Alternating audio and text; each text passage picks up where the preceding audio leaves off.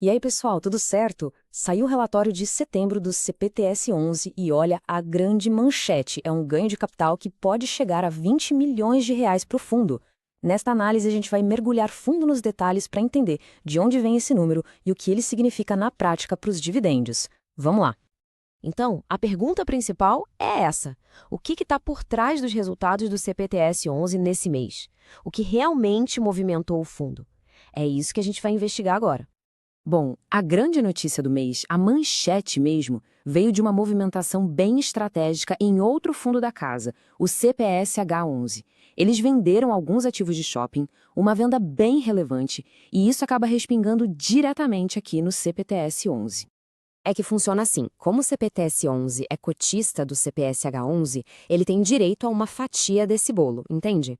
A estimativa é que o impacto positivo seja de cerca de 20 milhões de reais nos resultados. E olha, esse valor vai ser distribuído ao longo dos próximos 24 meses. É um ganho bem importante que já está, digamos, contratado.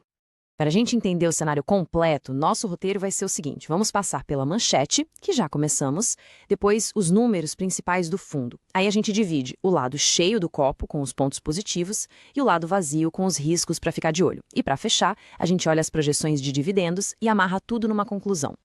Certo, vamos direto ao ponto. Os números que realmente importam. Aqueles que mostram a saúde do fundo e o que ele entregou para o cotista agora em setembro. Em setembro, o dividendo distribuído foi de 9 centavos por cota. É um valor interessante e representa até um pequeno aumento em relação a agosto, quando o fundo pagou 8 centavos e meio. E tá aqui, ó, para não deixar dúvida, a informação tirada diretamente do relatório do gestor. Transparência é tudo, né?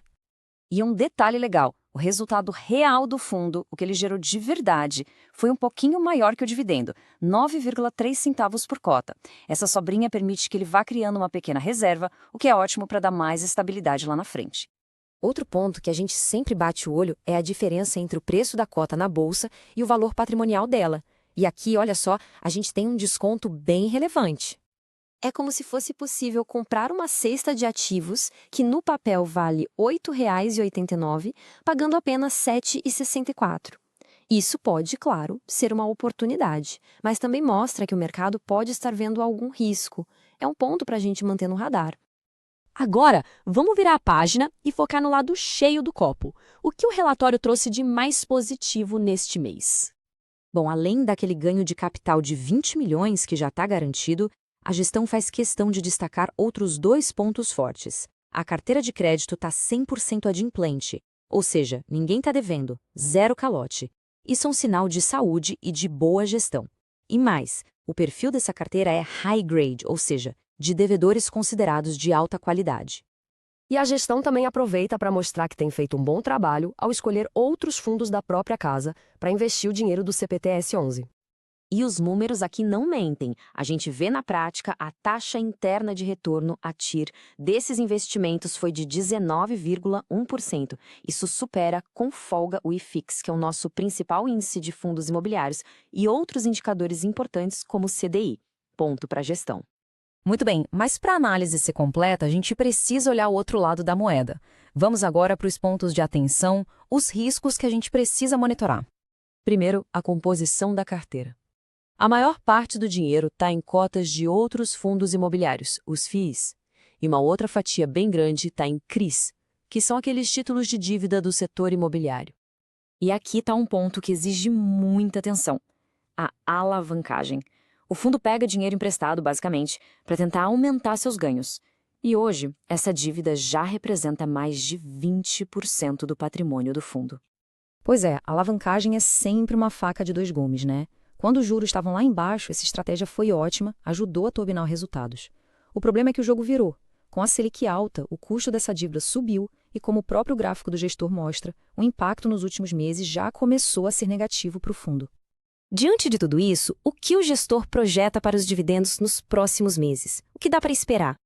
A gestão foi bem transparente aqui. Eles deram um guidance e uma projeção.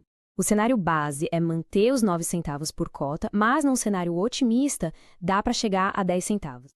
Esse tipo de projeção é uma ferramenta muito útil porque ajuda a gente, investidor, a calibrar as expectativas e a entender qual é a visão da própria gestão sobre o futuro próximo do fundo.